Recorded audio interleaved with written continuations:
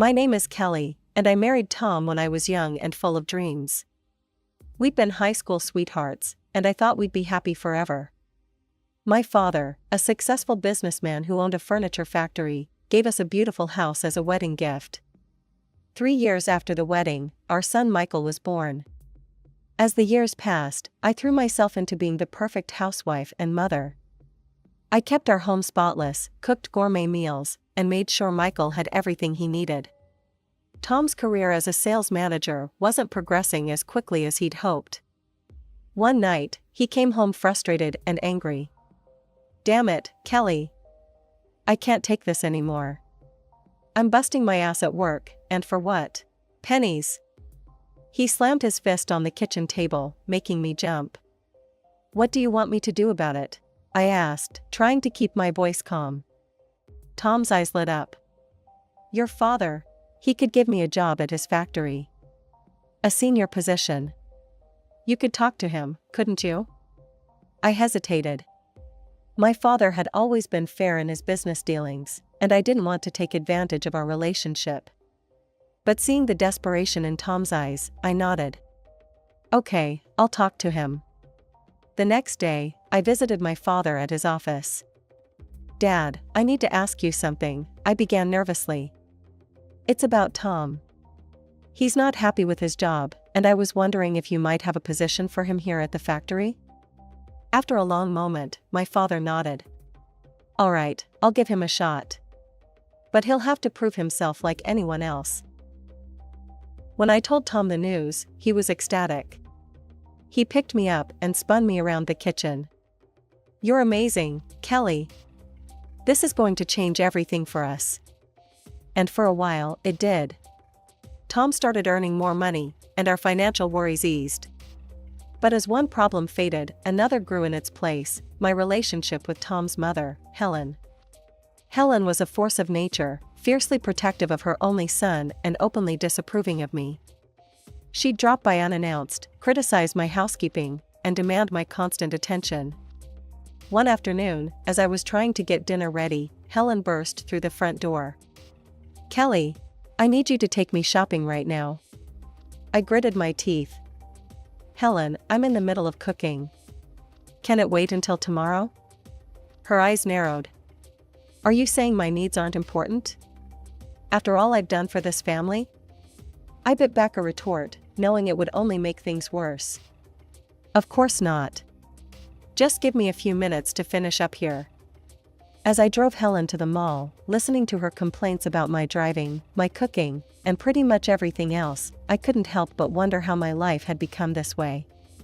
I was an intelligent, capable woman, yet here I was, catering to everyone else's whims while my own dreams gathered dust. One particularly frustrating afternoon, Helen barged into our home unannounced, as usual. "Kelly," she called out, her voice grating on my already frayed nerves. "I'm hungry. Make me something to eat." Biting my tongue, I set aside the laundry and trudged to the kitchen. As I prepared a meal for Helen, she sat at the kitchen table, criticizing my every move. "You're using too much oil," she snapped. "And for heaven's sake, cut those vegetables smaller. Don't you know how to cook properly?" As I placed the finished meal in front of her, I hoped she'd eat quickly and leave. But to my dismay, she packed up all the food I'd prepared and stood up. "I'll be taking this with me," she announced. "I have bridge club tonight, and this will do nicely for snacks." I stared at her in disbelief.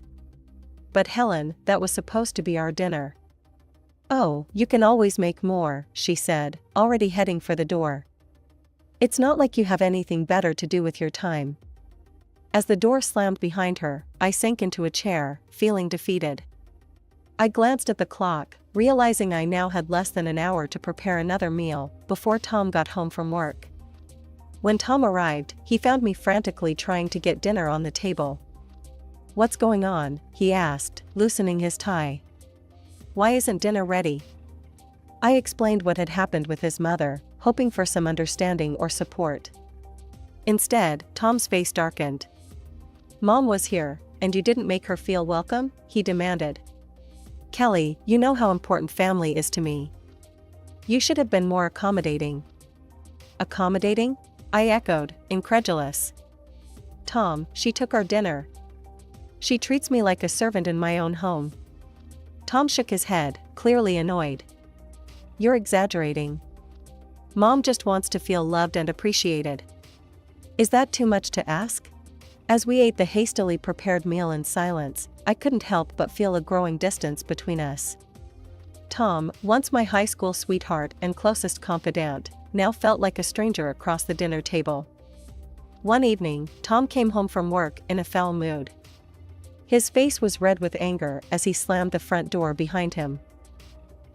Kelly, he bellowed. Your father is a tyrant, a despot. He humiliates people and uses them like pawns in his little game. I was taken aback. My father had always been fair and kind in my experience. What happened? I asked cautiously. Tom's eyes flashed with fury. I stood up for an employee today. Your father was treating him unfairly, and I couldn't stand by and watch. And you know what your precious daddy did? He fired me on the spot. My mind reeled. This didn't sound like my father at all. There must be some mistake, I said. Let me talk to Dad and hear his side. No, Tom roared, causing me to flinch. You will not speak to your father. You will not speak to your mother. As far as we're concerned, they no longer exist for us. Do you understand? Trembling, I nodded, too shocked and scared to argue further. In the days that followed, Tom found another job. He started earning well again, but the incident had changed something fundamental in our relationship. The warmth and love I once felt for him was replaced by fear and resentment. Years passed, and our son Michael grew up. He often asked about his grandparents, but Tom would shut down any conversation about them. You have one grandmother, he would say firmly. My mother. That's all you need to know. As Michael prepared to leave for college in another city, I felt a mix of pride and sadness. My baby was growing up, but I couldn't shake the feeling that I was losing the only ally I had in this house. Over the next few years, my life fell into a monotonous routine. I catered to Tom's every whim and endured Helen's constant criticism. Without Michael as a buffer, their treatment of me grew even more oppressive. One afternoon, as I was scrubbing the kitchen floor under Helen's watchful eye, the phone rang. I reached for it, but Helen snatched it away. I'll answer it, she snapped. You focus on getting that floor clean. I can still see spots. I gritted my teeth and returned to my task, but I couldn't help overhearing Helen's side of the conversation. Yes, this is the residence of Kelly. Who? Her father? Helen's voice dripped with disdain. I'm sorry, but Kelly isn't available to speak with you. Please don't call again. My head snapped up. Wait. I called out, but Helen had already hung up the phone. That was your father, she said coldly. I told him not to contact you again. You should be thanking me for protecting this family from those toxic people. I felt a surge of anger and frustration. You had no right to do that, I said, my voice shaking. He's my father. I should have been allowed to speak to him. Helen's eyes narrowed. You ungrateful little. Just then, Tom walked in. What's going on here? He demanded. Helen immediately put on a hurt expression. Oh, Tom, your wife is being so disrespectful to me. After all I do for this family. Tom turned to me, his face dark with anger. Is this true, Kelly? Are you disrespecting my mother? I opened my mouth to explain, but the words wouldn't come.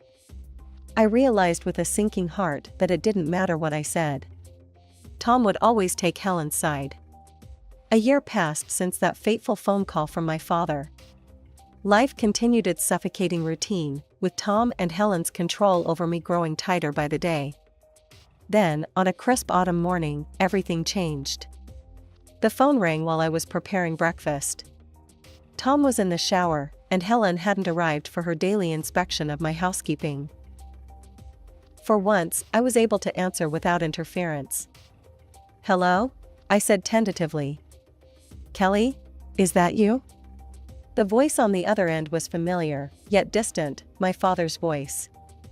Kelly, it's your mother. She's very ill. The doctors, they don't think she has much time left. She needs you. We both do. Just then, I heard the bathroom door open. Tom would be down any minute. I'll try, Dad. I promise I'll try, I whispered before quickly hanging up. When Tom entered the kitchen, I was fighting to compose myself. Who was that on the phone? He asked suspiciously. I took a deep breath. It was my father. My mother is very ill, Tom. She's dying. I need to go see her. Tom's face hardened. Absolutely not. We've been through this, Kelly. Your parents don't exist for us anymore. I felt something snap inside me. For the first time in years, I stood up to him. I'm going, Tom. With or without your permission. She's my mother, and I won't let her die without saying goodbye. Tom's jaw clenched. Fine. One day. That's all you get. And then you come back home where you belong. I nodded, not trusting myself to speak. One day was better than nothing. With shaking hands, I called my son Michael and told him what was happening. To my surprise and relief, he immediately offered to accompany me. The next morning, Michael and I set off for my childhood home. When we arrived, my father met us at the door. He looked older than I remembered, grief etching deep lines in his face. Without a word, he pulled me into a tight embrace. He led us to my mother's room. She lay in bed, pale and frail, but her eyes lit up when she saw me. Kelly, she whispered, reaching out a trembling hand.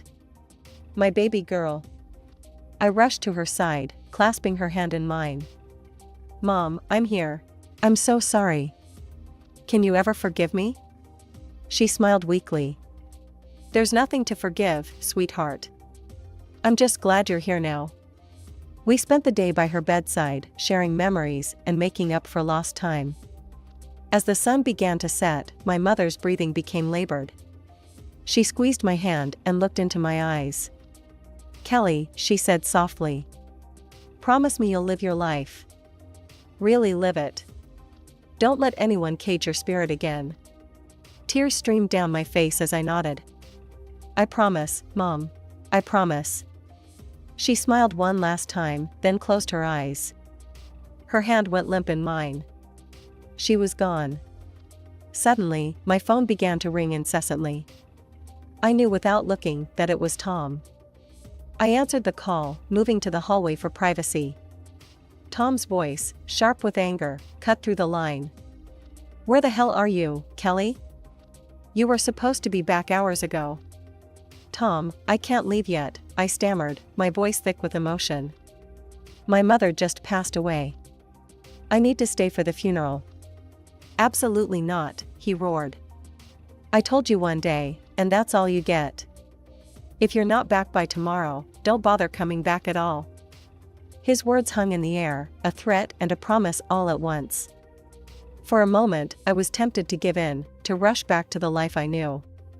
But then I remembered my mother's last words, urging me to live my life fully. Fine, I said, my voice steadier than I felt. I'm staying. I ended the call before he could respond, my heart pounding. I had just defied Tom for the first time in our married life, and it was both terrifying and exhilarating. The next few days passed in a blur of grief and preparations. On the day of the funeral, as we stood solemnly around my mother's grave, my phone began to ring again. Tom's number flashed on the screen. Without thinking, I pressed the speaker button, if only to quickly silence it. Tom's voice, loud and angry, burst forth for all to hear. Kelly, this is your last chance, he yelled. If you don't come home right now, I swear I'll come and drag you back myself. You ungrateful filth, after everything I've done for you. I quickly ended the call, my face burning with shame and anger. The mourners around us looked shocked, and Michael's face was a mask of fury. My father looked more concerned than anything else. He pulled me aside as soon as the service was over. Kelly, he said gently, we need to talk. We walked to a quiet corner of the cemetery, and my father took a deep breath. "Sweetheart, there's something you need to know about Tom. Something I should have told you years ago." I listened in stunned silence as my father revealed the truth about why Tom had really left the company all those years ago. It wasn't because he had stood up for an employee. It was because my father had caught him stealing money from the company and clients, manipulating prices, and pocketing the difference. "I fired him to protect the company and our clients," my father explained. "I didn't tell you because I thought you loved him, and I didn't want to come between you. But now, hearing how he speaks to you, seeing what your life has become, I can't stay silent anymore." I felt as if the ground had opened up beneath my feet. All these years, I had believed Tom's lies, allowed him to cut me off from my family, endured his and Helen's emotional abuse. And it had all been based on a lie. "There's more," my father continued, his voice grave. "I recently heard from a friend that Tom's company is under investigation. There are discrepancies, Kelly. I think he might be up to his old tricks again." As the full impact of his words hit me, I felt a strange mix of despair and liberation. The life I had known was crumbling around me, but from its ashes, I saw a chance for a new beginning. The day after the funeral, my father, Michael, and I decided to return to my house. To our surprise, we found the house bustling with activity. Helen's friends were milling about, and the smell of food wafted from the open windows. We walked in to find a full-blown party in progress. Helen, holding a glass of wine, spotted us first. Her eyes narrowed as she took in my father and Michael. "Well, look who finally decided to grace us with her presence," she said, her voice dripping with sarcasm. "You're late, Kelly. My birthday celebration started hours ago." I was momentarily stunned. In all the turmoil of the past few days, I had completely forgotten about Helen's birthday. Before I could respond, she thrust a dirty rag into my hands. "Don't just stand there," she snapped. "Start cleaning up. These tables won't wipe themselves." My father, who had been silently observing, suddenly erupted. "How dare you speak to my daughter that way?" he thundered, causing the room to fall silent. "She's not a dog to follow your commands. She's a grown woman who deserves respect." Helen laughed derisively. "Respect? She gave up any right to respect when she married my son. Her family is Tom and me now. You're nothing to her anymore." I watched in disbelief as my father and Helen argued, their voices rising. The party guests looked uncomfortable, unsure whether to leave or stay. Suddenly, Tom burst into the room. "What the hell is going on here?" he demanded, his eyes locking onto me. "Kelly, why aren't you serving the guests? And what are they doing here?" He gestured angrily towards my father and Michael. Something inside me snapped. Years of pent-up frustration and anger came pouring out. "No, Tom," I said, my voice steady and clear. "I'm not serving anyone. I'm not cleaning up. And I'm not staying silent anymore."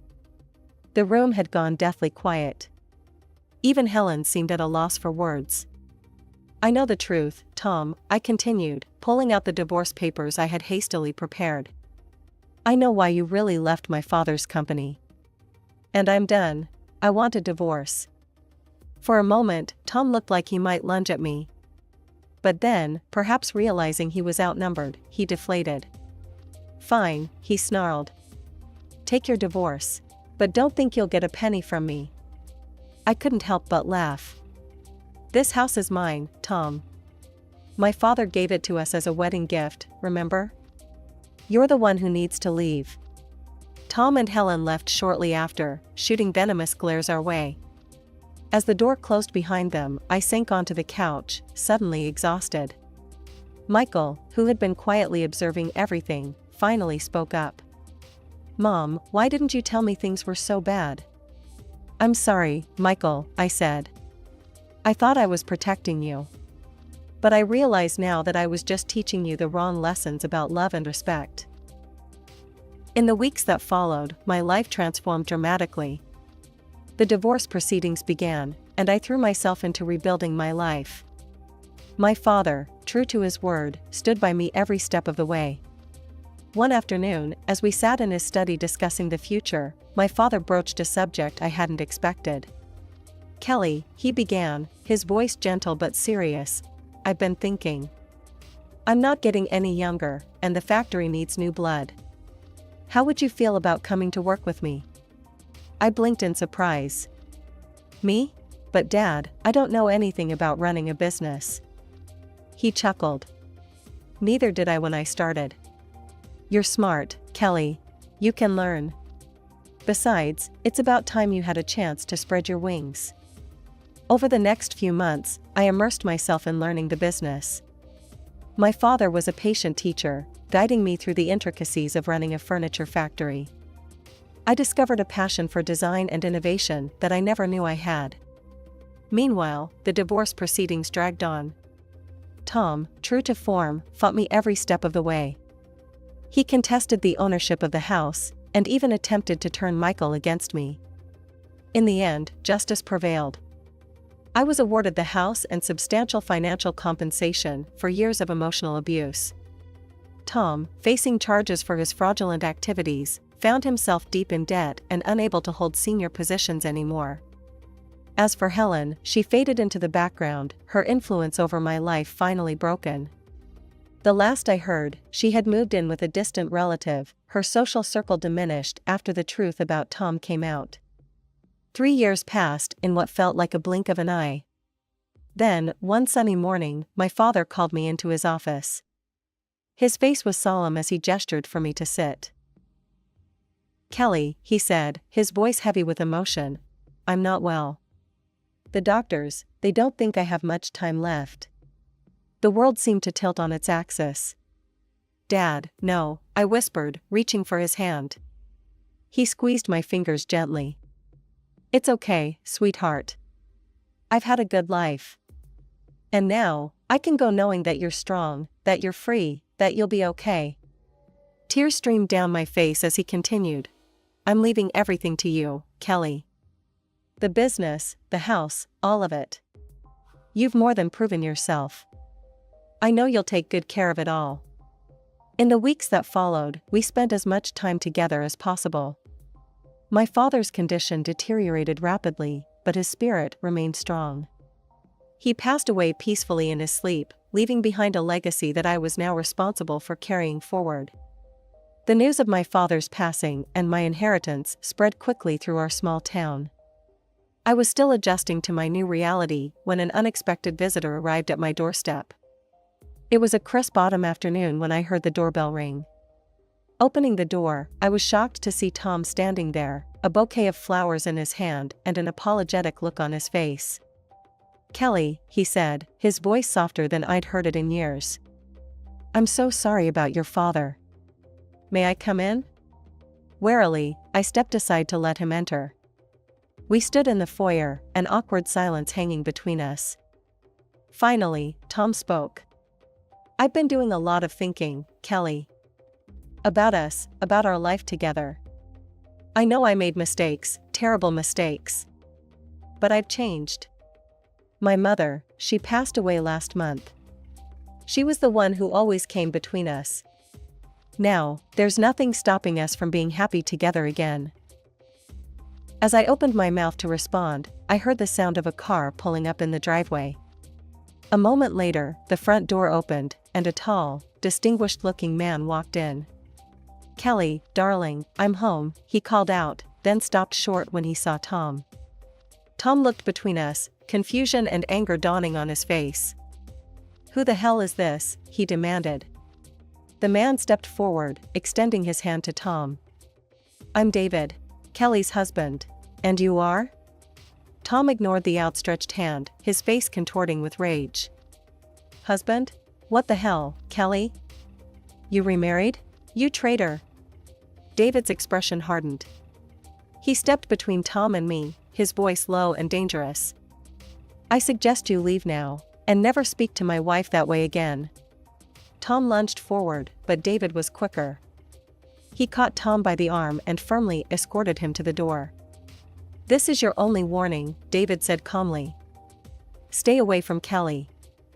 If you ever come near her or insult her again, you'll regret it." With that, he shut the door in Tom's face. As the sound of screeching tires faded away, David turned to me, his face softening with concern. "Are you okay, love?" I nodded, stepping into his embrace. "I'm fine. I'm just glad you're home." I looked up at him, a smile playing on my lips. "And I'm glad you waited for me after all these years." David chuckled, pressing a kiss to my forehead. "I've loved you since high school, Kelly. I would have waited forever if I had to." As we stood there in each other's arms, I marveled at how life had come full circle. David and I had been high school sweethearts before Tom came into the picture. After my divorce, we had reconnected, and our old feelings had blossomed anew. We'd married in a quiet ceremony 6 months ago, starting a new chapter in both our lives. Just then, my phone buzzed with a text. It was from Michael. "Mom, great news. Jessica's pregnant. You're going to be a grandmother." In the months that followed, life settled into a beautiful rhythm. Michael and his wife Jessica moved back to our city, eager to be close to family as they prepared for their baby's arrival. They joined us at the factory, bringing fresh ideas and energy to the business. I remember that day like it was yesterday, even though I was only 5 years old. My name is Jenna, and that was the day my life changed forever. Dad had gone on another business trip, leaving Mom and me alone in our suburban house. I was playing with my dolls in the living room when I heard the doorbell ring. Mom rushed to answer it, her face lighting up as she saw who was there. "Jenna, honey, go to your room and play," she said, her voice trembling with excitement. I did as I was told, but curiosity got the better of me. I peeked around the corner and saw a tall man I didn't recognize. Mom was throwing clothes into a suitcase, moving faster than I'd ever seen her move before. Mom zipped up her suitcase and headed for the door. I stepped out of my hiding place, confused and scared. "Mommy, where are you going?" "I have to go away for a while, sweetie," she said, not quite meeting my eyes. "Be a good girl for Daddy, okay?" And just like that, she was gone. No hug, no kiss goodbye. Just the sound of a car engine starting and then fading away into the distance. I stood there, staring at the closed door, waiting for her to come back. But she didn't. The house felt bigger and emptier than ever before. As night fell, I grew more scared. I tried to turn on the lights, but I was too short to reach the switches. The darkness closed in around me, and I started to cry. "Mommy, Daddy." I called out, over and over again. But no one came. I don't know how many days passed. I was hungry and thirsty, and the dark seemed to be alive, full of monsters waiting to grab me. I cried until I had no tears left, then huddled in a corner, shaking with fear. Finally, I heard voices outside. Our neighbor, Mrs. Johnson, was talking to someone. "I've been hearing a child crying for days," she was saying. "I'm worried something might have happened." The door burst open, and suddenly the house was full of people. Policemen, neighbors, and finally, my dad. "Jen," he cried, scooping me up in his arms. "Oh God, Jenna, I'm so sorry." I clung to him, sobbing with relief. Over his shoulder, I saw a policeman holding a piece of paper. "Mr. Anderson," he said gravely. "I think you should read this." Dad set me down gently and took the note. As he read it, his face crumpled. He looked older suddenly, like he'd aged years in just a few moments. "She's gone," he whispered. "Linda's gone. She left us." The next few weeks were a blur. Dad took time off work to stay with me. We had lots of visitors, relatives, friends, and a nice lady who Dad said was a child psychologist. "Jenna's been through a traumatic experience," the psychologist explained to Dad. "It's normal for her to have some fears and anxieties after what happened." And boy, did I have fears. I couldn't sleep without a light on, the dark terrified me. And I panicked whenever Dad had to leave, afraid he wouldn't come back either. The fear never really went away. It became a part of me, as much a part of my identity as my brown hair or green eyes. Jenna Anderson, the girl whose mother left her, the girl afraid of the dark, the girl always worried about being abandoned. As the days turned into weeks, and weeks into months, life settled into a new normal. Dad and I became a team of two, figuring out how to navigate this new world without Mom. He learned to braid my hair, badly at first, but he got better with practice, and I learned how to make his coffee just the way he liked it. That changed the day Dad met Helen. I was 7 years old when Dad introduced me to her. Helen had kind eyes and a warm smile that made me feel instantly at ease. Over the next few weeks, Helen became a regular presence in our lives. She didn't try to replace my mom, something I appreciated more than I could express. Instead, she carved out her own space in our little family. One day, I overheard Dad talking to her on the phone. "I think it's time, Helen. Will you move in with us?" Helen moved in a week later.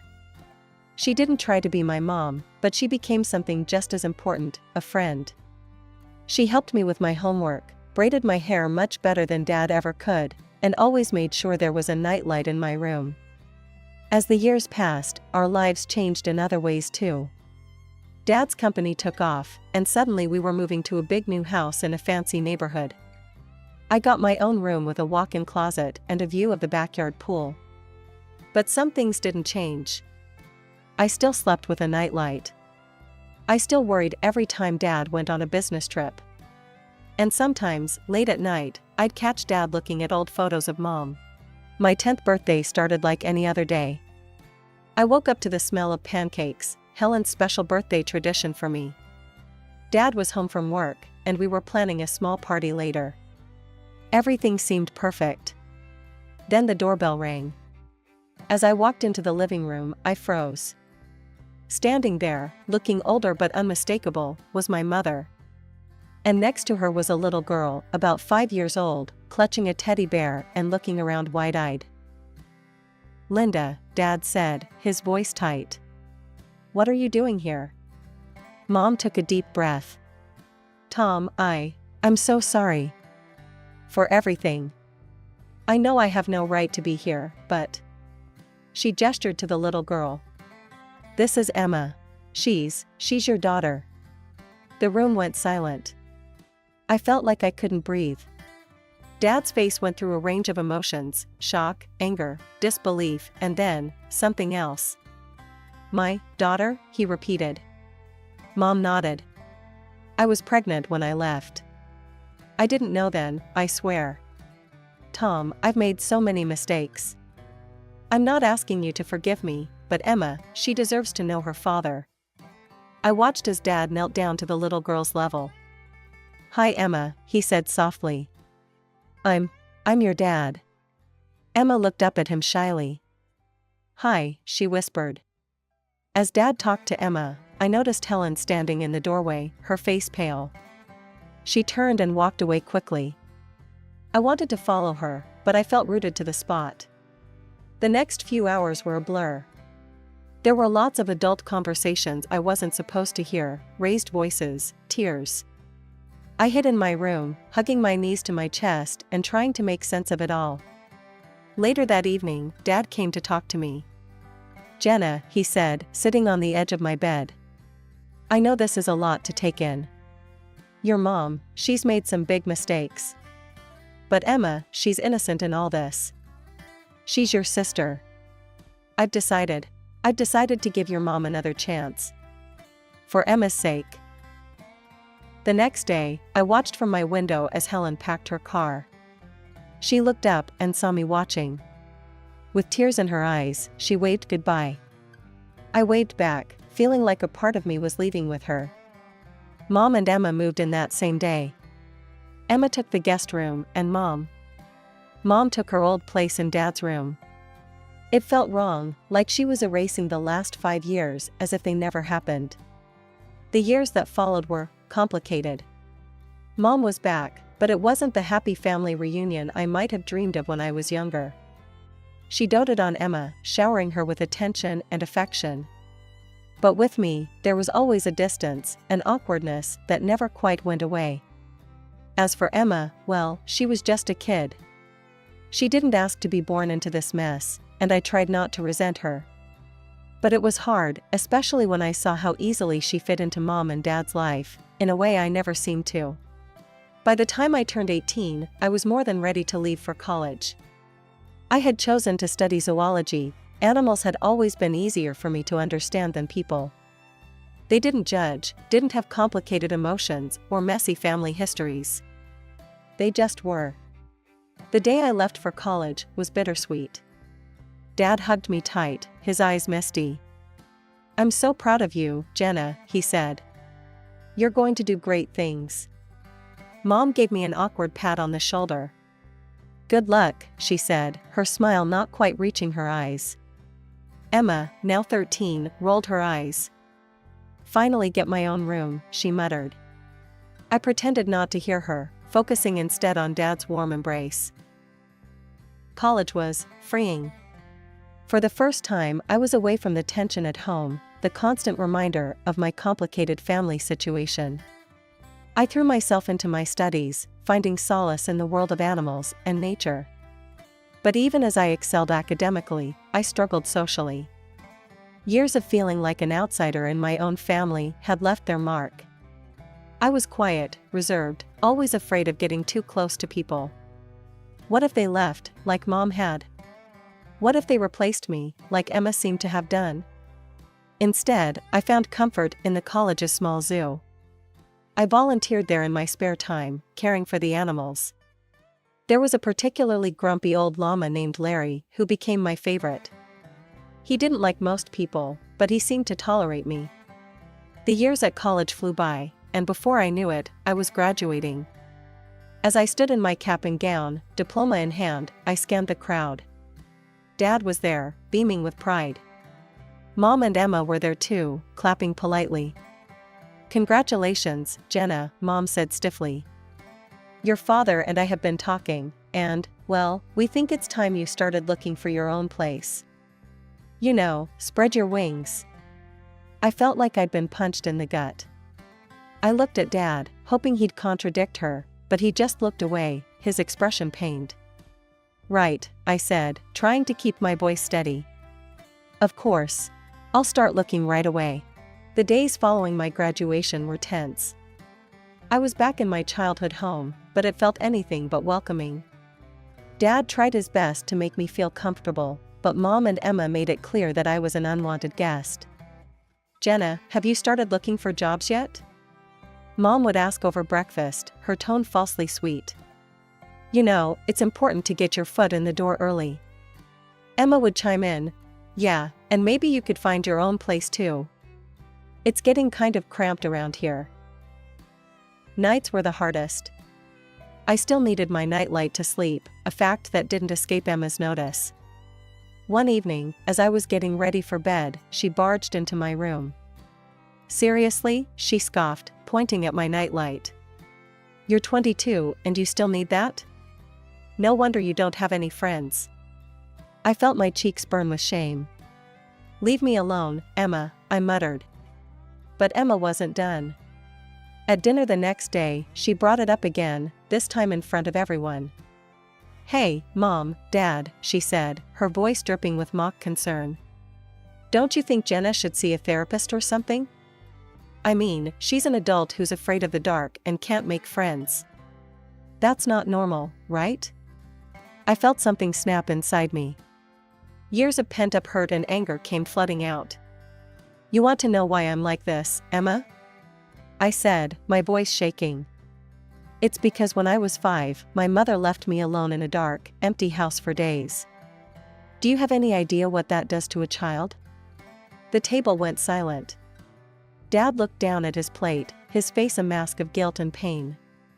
Mom's eyes widened in shock, then quickly filled with tears. "How dare you?" she cried, her voice rising dramatically. "How can you be so cruel and vindictive? I've tried so hard to make amends, to be a family again, and this is how you repay me?" As Mom continued her tearful tirade and Emma smirked triumphantly, I realized something: I couldn't live here anymore. This wasn't my home, and these people, they weren't my family. Not really. From that day on, I threw myself into job hunting with renewed vigor. Then, finally, a glimmer of hope. I had an interview scheduled at a small wildlife rehabilitation center. It wasn't glamorous, but it was a start. I left the house that morning, feeling cautiously optimistic. But when I arrived, I found a hastily scribbled note on the door. Interviews canceled due to unforeseen circumstances. We apologize for the inconvenience. Disappointed, I headed home earlier than expected. As I unlocked the front door, I heard voices coming from the living room. Mom and Emma, deep in conversation. I was about to announce my presence when I heard my name. If Jenna wasn't around at all, Emma was saying. I mean, it's not fair that she gets any of Dad's money. She's not even really part of this family. I know, sweetie, Mom replied, her voice soothing. But we have to be patient. Once she moves out, it'll be easier to convince your father to change his will. We just need to keep pushing her to leave. I felt like I'd been doused in ice water. They wanted me gone, not just from the house, but from the family entirely. And they wanted my inheritance too. As I sat on my bed, my mind raced. What should I do? Should I tell Dad? But would he believe me over Mom and Emma?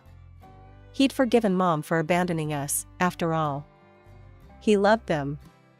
Maybe he'd take their side. My first stroke of luck came when I saw a job posting for the city zoo.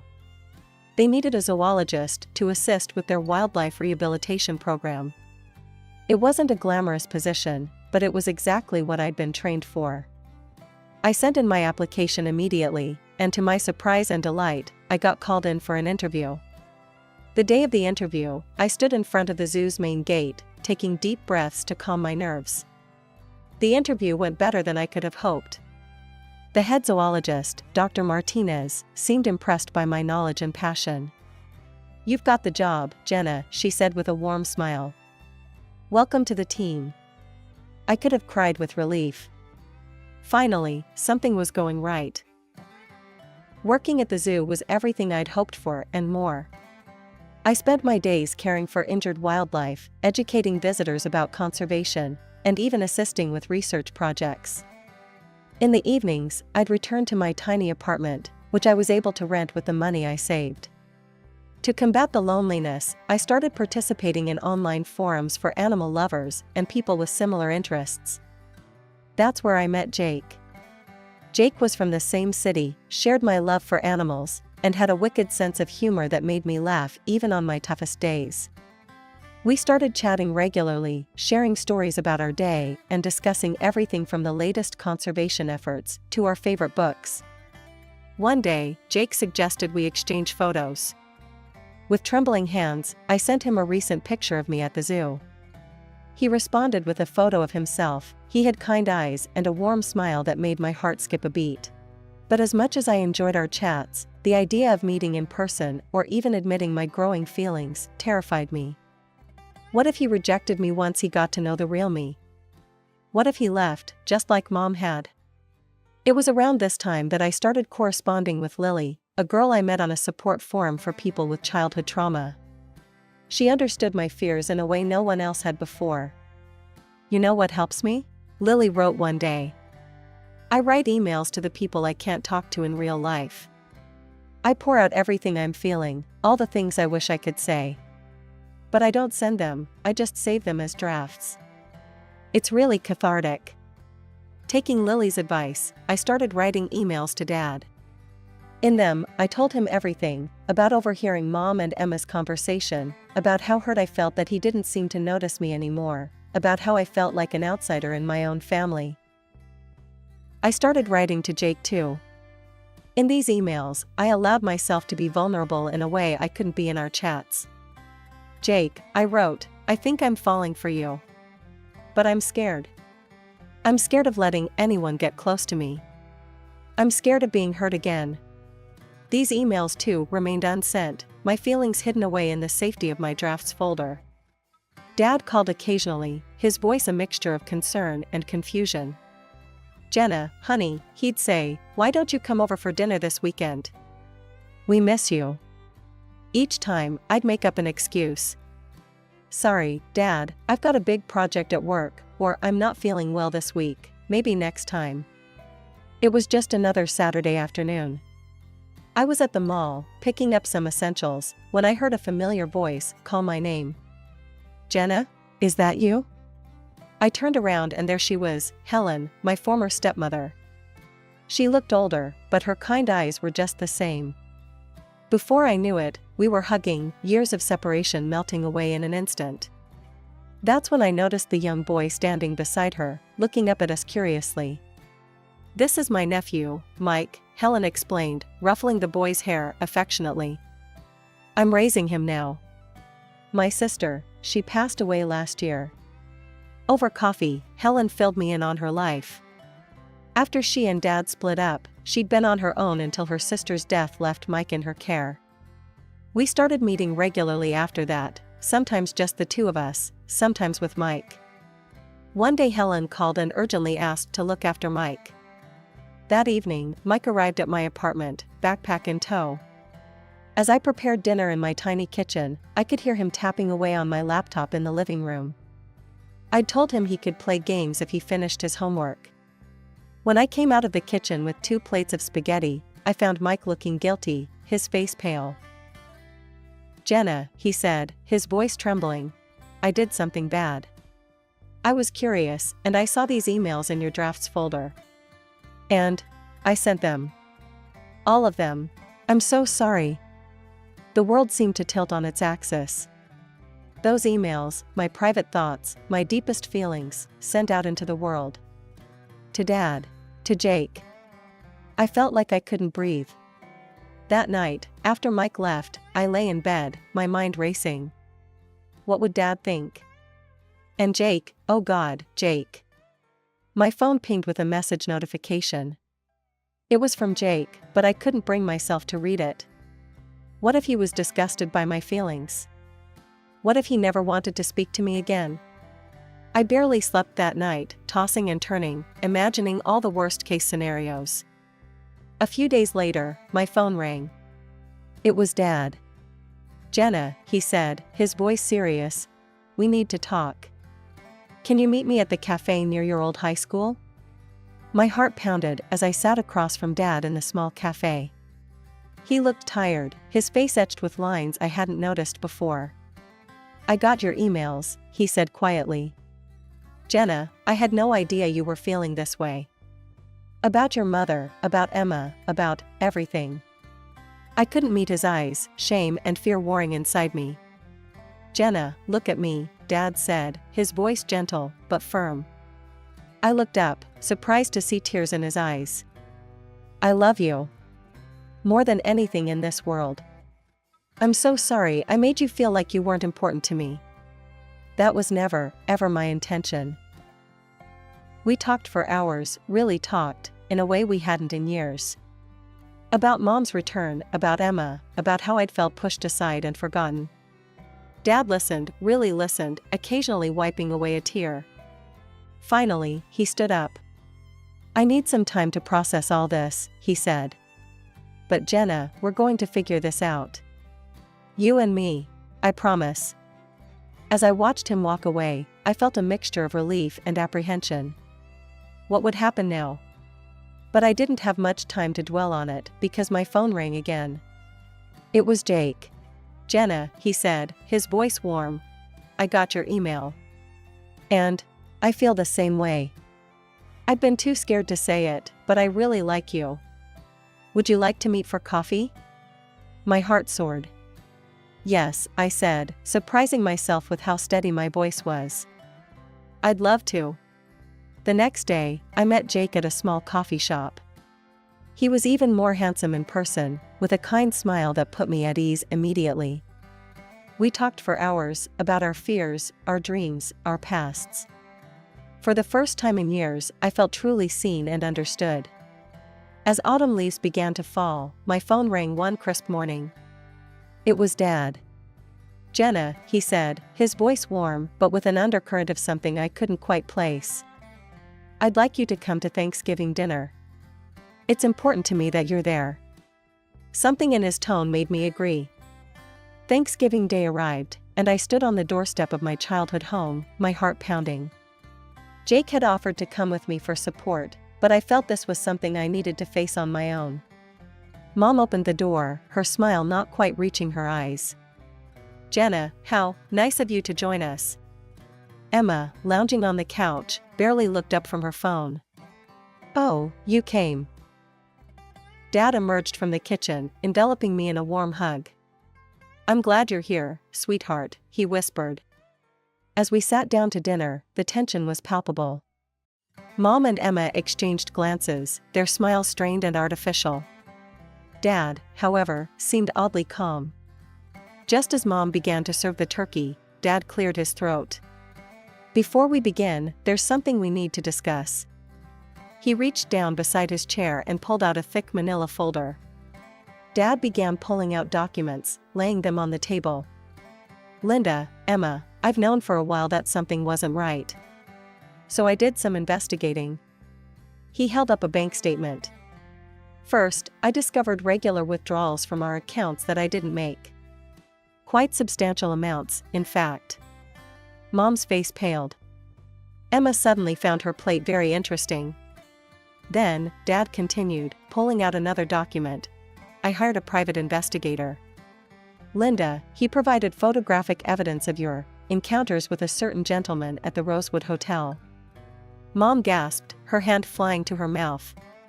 "Tom, I can explain." But Dad wasn't finished. He pulled out one final document, his hand shaking slightly. "And finally, I had a DNA test done. Emma isn't my biological daughter." The room fell silent. Emma's phone clattered to the floor. Mom looked like she might faint.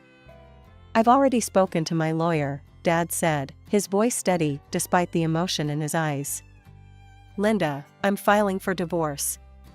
And I'm afraid I'll have to ask both you and Emma to leave this house." Mom found her voice, anger replacing shock. "You can't do this. I'll take you for everything you've got." Dad's expression hardened. "Actually, Linda, you won't. If you try to claim any property, I'll countersue for fraud and demand repayment of all the money you've taken, plus what I've spent raising Emma. My lawyer assures me I have a very strong case." Tears streamed down Mom's face as the reality of the situation sank in. Emma sat in stunned silence, her world crumbling around her. In the days that followed, Mom and Emma moved out. Dad and I began to rebuild our relationship, stronger than ever before. We had weekly dinners, long talks, and even started planning a father-daughter road trip. One day, over coffee, Dad hesitantly brought up Helen. "I've been thinking a lot about the past," he said. "About the mistakes I made. I reached out to Helen to apologize. We've been meeting for coffee, talking things through." I smiled, genuinely happy for him. "That's wonderful, Dad. Helen is an amazing woman." As for me, things with Jake were going better than I could have ever imagined. He was patient, kind, and understood my fears and insecurities. With his support, I was even starting to work through my issues in therapy.